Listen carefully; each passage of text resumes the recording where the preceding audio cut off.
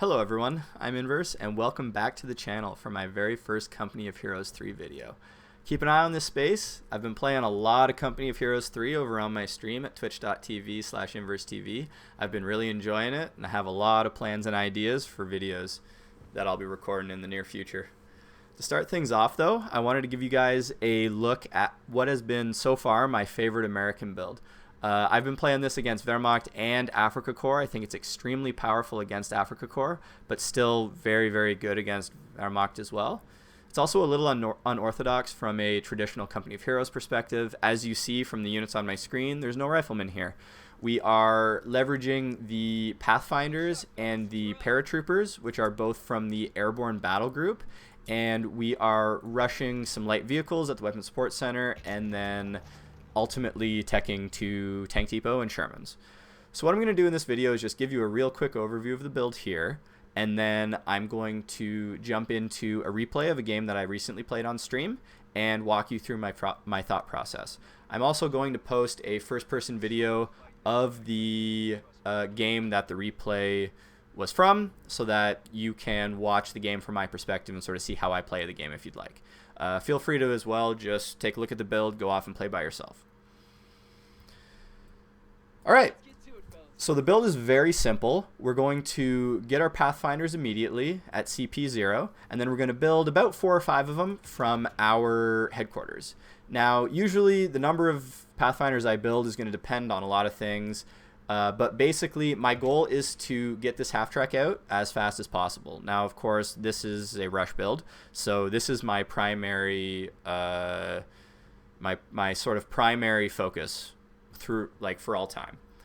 So if I have not as much map control and I have a little bit of extra manpower being floated, maybe I'll get a 5th Pathfinder. If I lose a Pathfinder, they're relatively fragile compared to rifles, I'll probably rebuild.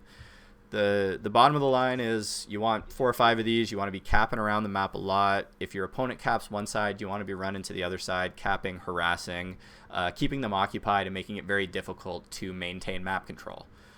Once you have your core infantry on the field, you want to start focusing on your tech. And your initial tech is going to be 2 buildings, your Mechanized Support Center and your Weapons Support Center. Now, you need both of these in order to build the half-track, so the order you build these in doesn't really matter. I would just recommend trying to get them both out as soon as possible, because the longer your quad half-track is on the field without being contested, the more damage it's going to do, the more value you're going to get out of it. But the moment you have both of those and you have resources, you're going to want to build your M3 Armored Personnel Carrier and then upgrade it with the quad mount conversion. This will turn it into an extremely viable anti-infantry vehicle, as well as dealing very, very respectable damage to light vehicles. It's extremely good against Afrika Korps half-tracks of any kind. It basically tears them apart, and it's just an extremely powerful early mid-game light vehicle. Now, you can get this 2 ways. One, you can build the M3 itself and then spend 75 munitions for the quad upgun. Alternatively, you can spend an additional 5 fuel and 50 manpower to build the quad half-track just straight up. Usually, I'm pretty starved for fuel in the early game, and I want to get this unit out as soon as humanly possible. So I'll generally opt for the regular half-track at the 25 fuel base, and then spend the 75 munitions to upgrade, but it's totally your call. Once this unit's on the field, I probably, as soon as I can afterwards, I'm going to get 2 things. One is a medical station, because I'm going to have a lot of infantry that are probably fairly low health at this point, and another is an engineer squad. Now, the primary purpose of the engineer squad is because I have this half-track. I'm going to want to repair it. I'm not going to want to drive it all the way back to my base for the Mechanized Support Center to repair it for me. So I'm going to want a repairable, like a unit that can repair. Flamethrowers are also extremely powerful in Company of Heroes 3, so that's a nice additional bonus. And then at this point, I'm going to start dropping my Paratroopers. So usually in sort of the mid-game, I'll aim for 2 to 3 Paratroopers. 2 absolutely, sort of a bare minimum. A 3rd if I have a lot of manpower and I'm not teching up to my Tank Depot in time and I can afford it. The Paratroopers are extremely powerful with bazookas. They're extremely potent anti-tank. They're very, very respectable anti-infantry as well. Usually I will upgrade bare minimum of 2 with bazookas, and then the third is sort of a grab bag. If my opponent is very vehicle heavy, I'll get another bazooka. If they're very infantry heavy, I might get the LMG package. It's also sometimes where I just won't upgrade my third paratrooper at all, and I'll kind of wait and see. And that's perfectly viable if you're not entirely sure what your opponent is doing. It's definitely a reasonable option to wait and see and then make a decision once you realize what you need. But ultimately, at this point, we have sort of our core units, and we are fighting the opponent, we are trying to maintain map control, and we are teching to Tank Depot. Tank Depot is sort of our end game, as it is with a lot of American builds, and we're going to be looking for ideally 2, and if you're really having a good game, you could even go up to 3 Shermans. Shermans are extremely powerful. They have a lot of good upgrades that you can get for them in the Mechanized Support Center. And once you reach a critical mass of 2 to 3 Shermans, with their 76mm conversion kit especially, they just do so much damage that it's very difficult for any opponent to react. Now, it's at this time, usually when I have about 2 Shermans out, that I will look to get a second engineer squad, because I'll have more vehicles on the field that will need healing, need repairing, and then I will jump over to sort of the last part of the tech and the last thing that I wanted to talk about, which is the Mechanized Support Center upgrades. Now, all of these upgrades, I would argue, are viable and beneficial to get, but I'm going to focus on 2 specifically that I think are just extremely strong that you should absolutely be looking to get in every game. The first is Improvised Armor. Now, this basically gives you, I believe it's 10% extra armor. We go from 195 on the front here to, let's see, 234. So that's an increase of decent amount. We're talking, what is that, 39? 39, so that's 20%, which is very respectable. It's a very solid increase in armor for the Sherman, who, you know, generally don't have amazing armor. This is an extremely beneficial, extremely cost-effective upgrade at 100 manpower and 20 fuel. I would absolutely recommend you get this after probably 2 Shermans. Now, a little later on down the line, let's say you have 2 Shermans, maybe 3 Shermans. The 76mm conversion at 200 manpower and 50 fuel, absolutely super valuable to get, extremely powerful. Something that you should really be looking for in late game if you have multiple Shermans. It turns your Shermans into tank killing machines, and it makes them just deal out insane amounts of damage. Absolutely something that you should be focusing on. So now that we know what the build is, let's jump into a replay, and we'll take a look at how it actually shakes out. All right, here we are in the replay. As you can see, right off the bat, I am popping the Airborne, and I am reinforcing this initial Pathfinder and building my second. Now, this is an important little micro decision that is very interesting, but because Scouts are 3 units and Pathfinders are 4 units, if you upgrade Pathfinders, that's a global upgrade. All your Scouts become Pathfinders. But if a Scout is in the field at 3 out of 4 men, it will stay at 3 out of 4 until it goes back to base and reinforces. So what I like to do is the very first action I take in the game is select my Airborne Battlegroup and select Pathfinders so that I can reinforce this initial Pathfinder before it goes out on the field. The difference between a 3 and 4 man is pretty big, especially in the early game, and it's just something that I found makes some of those little engagements just a little bit easier. Whereas if I run into like a Panzerpio up here and I'm 3 out of 4 men, it's decent odds that I probably lose that engagement, versus 4 to 4, I'm probably winning that engagement and I'm able to cap more of the map. So just a fun little micro tidbit there. Another thing I wanted to point out is the map we're on. Now this is Twin Beaches. This is I believe the biggest 1v1 map in the rotation right now. And because of that, you're going to see that I'm going to build 5 Pathfinders right off the bat. I'm just going to make sure I have five Pathfinders before I really do anything else. And the main reason for that is the size of the map. Now, in smaller maps, it still can be valuable to have 5 Pathfinders, as I mentioned before. Like, it's absolutely possible that maybe you lose a Pathfinder, or you don't have the sort of map control or the fuel that you need to get the additional Pathfinder, or to tech rather quick enough to not justify the initial Pathfinder. But on a map this big, it's really beneficial to have the additional cap capacity, just the ability to run around the map and really annoy your opponent and cap up all of the map is just extremely extra valuable when the map is so big.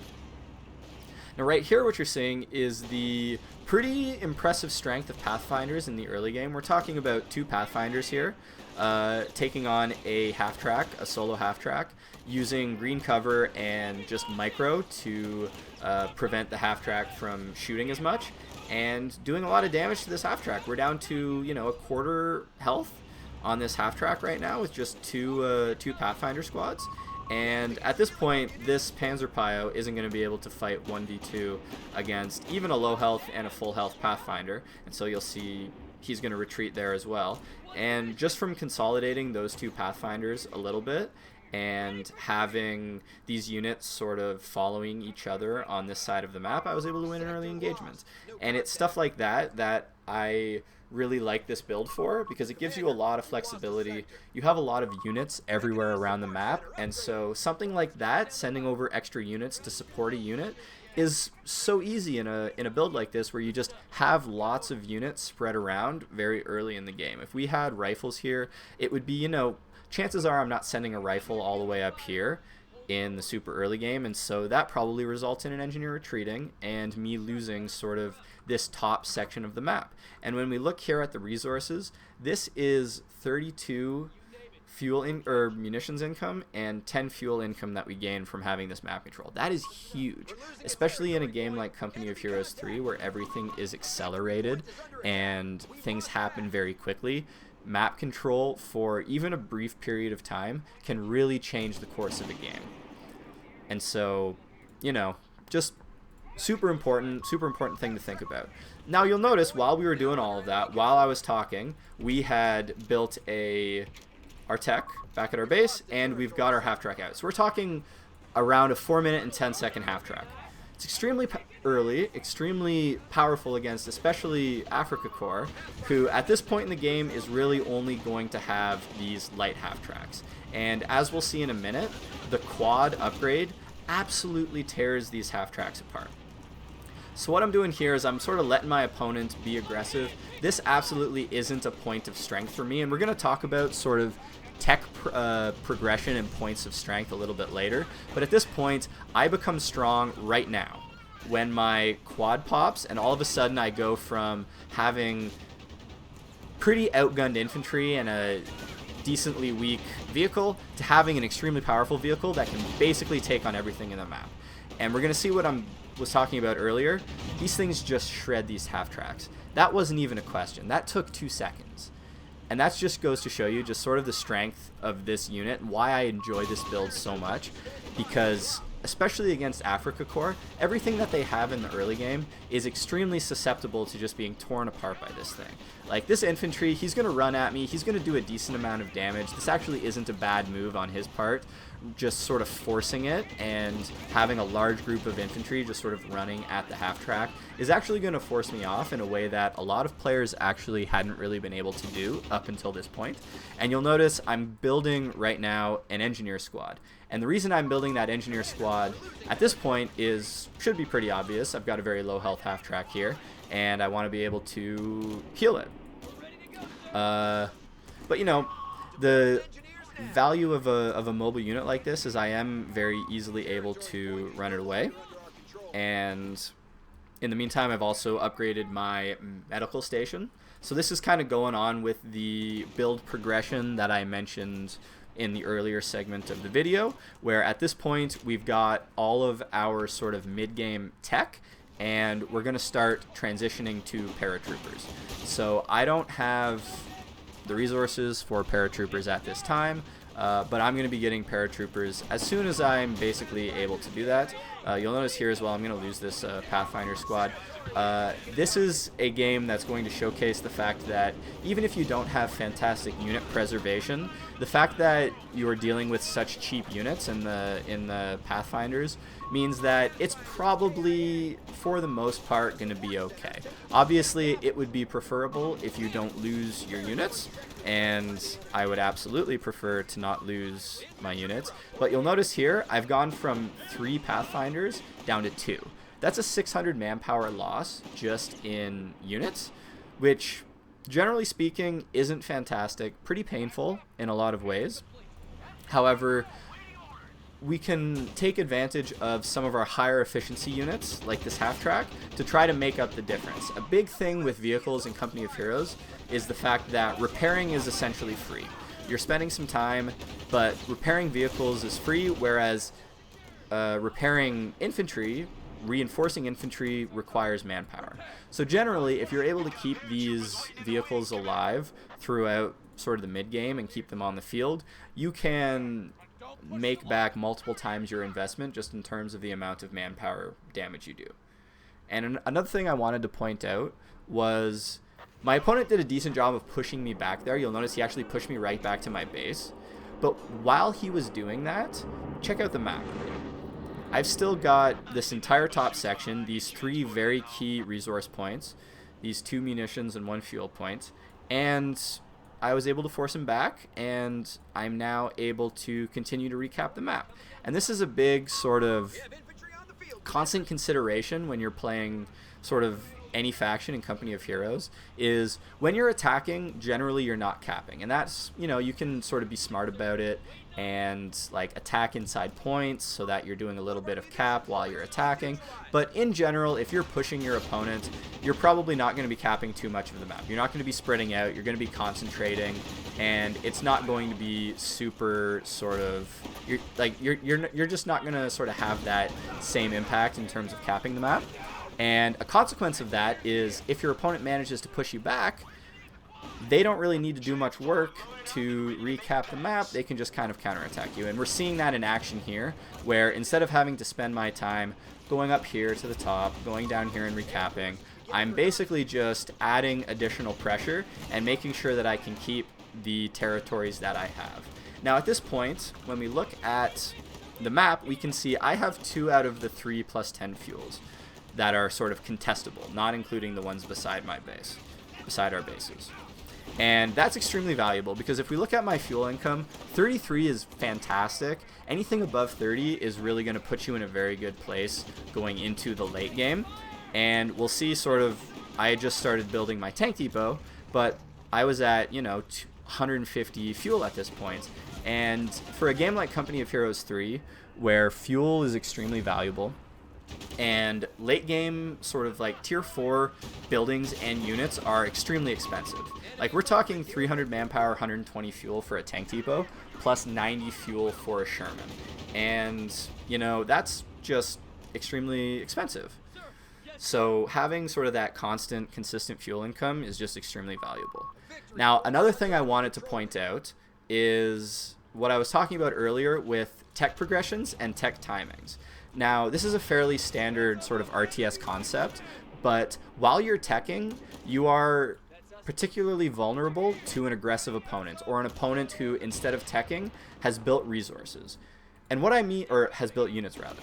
And what I mean by that is, take a look at my units down here, right? Down here at the bottom of the screen. I haven't really gained unit power, unit strength for a few minutes, 2, 3, 4 minutes probably, since my last Paratrooper drop, and that puts me in an extremely vulnerable position right now. So you'll notice, whereas before I had teched, I was pushing and being aggressive on this right hand side and concentrating my units. Now I'm being a lot more passive. I've sent a paratrooper squad up to the top to counter harass and to deal with some of my opponent's harassment. I'm playing it very passively on the bottom here. I'm kind of, you know, doing a little bit here and there. I'm going to move this half track actually up to the top, And what I'm basically doing is acknowledging that I'm in a weak position right now because I've spent a ton of money, a ton of fuel, and a ton of time building this tank depot, and now I've spent an even larger amount of money and time building this Sherman. So I've sunk a ton of resources into a unit that hasn't hit the field yet. And if my opponent, like, it's possible, I don't know what they're doing in their base, but if my opponent had built sort of tech, just like I am, I could probably be a little aggressive and it would be okay. We would both be at similar tech progressions. He would be teching, I would be teching. It would kind of be a wash. But it's also possible that he was like, you know what, I'm not going to tech. I'm just going to build a ton of units and I'm going to run at you right now, and I'm going to take advantage of the fact that you just spent 200 fuel and 500 manpower on tech. I spent that on units. I'm going to have more units before you get that Sherman out. And if I lose all of my units when that happens, what is one Sherman going to do if I don't have infantry to support, if I don't have infantry to cap the map after, if I don't have sort of AT infantry to help me against eventual additional sort of vehicle tech for my opponents? And so I was extremely cautious, I was extremely careful to make sure that I didn't throw away the units that I needed to support this Sherman once it actually hit the field. And now that the Sherman did hit the field, this is sort of one of my strongest points in the game. So you'll notice I'm pushing up on the right-hand side here, and I'm also pushing up on the left-hand side here. And my logic for sort of the two-pronged assault at this point is that I had a half-track up on the top. I was sending my Sherman to the bottom. If my opponent had any sort of like surprise tech pop out, like if he had a Panzer III pop out at that point, he could have only sent that Panzer III to one of the two sides, which means I was guaranteed to basically capture or win a battle on one side of the map in that instance. And you'll notice in that case it was the top side because my opponent had a AT gun on the bottom side down here in this area, and so this was sort of the spot where I couldn't easily attack into it with not sort of a large mass of units. And so I realized that I did a little bit of damage with my Sherman, and then I backed out.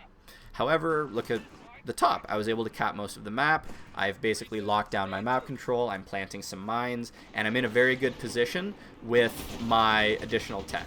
So I survived the dangerous part of the game, and I used my tech advantage to cement my control over the map. Those are sort of my two goals at this point in the game, and they were both successful. So at this point, I'm in a very good spot.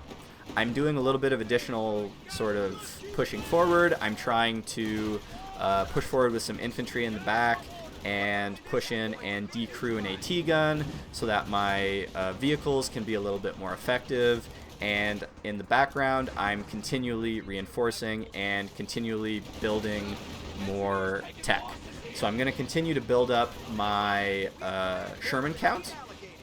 Unfortunately, sort of the theme of lack of unit preservation and stuff like that is going to rear its ugly head again, losing another engineer squad. I did, however, build a second engineer squad when I got my Sherman on the field so that I could more easily support the 2 and soon to be 3 vehicles that I'm going to have on the field. But you'll notice, like as I said earlier, my opponent's been doing a lot of attacking, and I've been taking a lot of damage and sustaining a lot of damage from that, but I haven't taken too much in the way of permanent losses. I'm able to repair a lot of my vehicles, which means these are essentially free damage, and my opponent, while they've been fighting, hasn't really been able to capture the map very much. So I'm still in a very dominant map control position. Victory points are fairly even and not ticking down too crazy, but my opponent has basically decided, okay, I kind of want to switch things up, split up a little bit, and push around the map. Unfortunately for him, I have a very mobile force of units that I'm going to be able to use to counter that aggression. So you'll see I'm going to move this half-track up to the top, and I'm continuing to build Shermans. So this is going to be my second Sherman, and this is when I'm going to want to start looking into Sherman upgrades. So you'll notice in the Mechanized Support Center here, there's nothing yet. Right now, we're going to start the upgraded armor. And this is generally the timing for when I will upgrade armor. Is once I have 2 Shermans on the field, I think that's sort of a good time where the purchase is sort of worth the cost.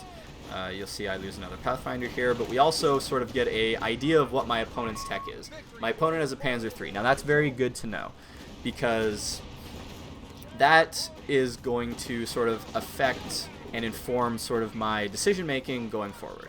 So I'm still playing fairly passively here. I'm just sort of staying on the edges. I'm dealing damage as I can to my opponent, and the reason I'm okay being passive is because I have a lot of the map, and I'm basically waiting for my Shermans to get upgraded and for sort of my endgame to come online fully. We're still in sort of the ramping up stages of the endgame, so my goal here is to see my opponent make mistakes and punish. That's one thing I can do. Alternatively, I can just sort of keep flanking, keep kiting, keep sort of taking, like, exchanging space for manpower and counterattacking when I have the unit composition to do so. So right now, I don't want to be pushing forward too much. I don't have any infantry supporting these two Shermans. So you'll notice I'm repairing when I can, I'm sitting back, I'm sort of staying at max range and trying to do as much damage as I can, while I bring in my main infantry force, which is these two paratroopers. So these two paratroopers, plus this third Sherman that I have, gives me sort of a critical mass of units, and this is sort of the main junction of the game where I want to start being aggressive and push this advantage as much as I possibly can. So I've got 3 relatively high health Shermans. I've got 2 full health bazooka paratrooper squads. I have a lot of strength right now, and that means I can basically push in, and I'm fairly confident based on what I know my opponent has, this 1 AT gun, this Panzer III, a mortar half-track, a single AT infantry squad. My goal right now is to use the overwhelming amount of damage that I have with these 3 Shermans and 2 paratroopers to basically force a fight with my opponent and kill as many units as I can. And so the big sort of victory here is killing the Panzer III. And at this point, it's kind of a snowball effect. I have 3 Shermans, I have a quad still, I have these 2 paratroopers. My opponents just lost their one sort of piece of late game tech that they had produced, and from this point it's fairly easy for me to do whatever I want. I can get the upgun back here if I'd like for my 3 Shermans, which would be a very good idea. I could build a 4th Sherman if I really wanted to be crazy. I still have plenty of pop cap available. But at this point, sort of the game is over. I'm not going to play it out. There's about 5 minutes left. But this has been my overview of what has been so far my favorite American build in Company of Heroes 3. I hope you guys enjoyed the video. I'm streaming most days over on twitch.tv/InverseTV if you want to join. I'm also going to post an overview of the build in the description of this video, as well as links to the replay and first-person video of this game. Also, if you're looking for Company of Heroes 3 replays, or you want to post your own, head over to cohdb.com. But until next time, thanks for watching, and have fun in your games.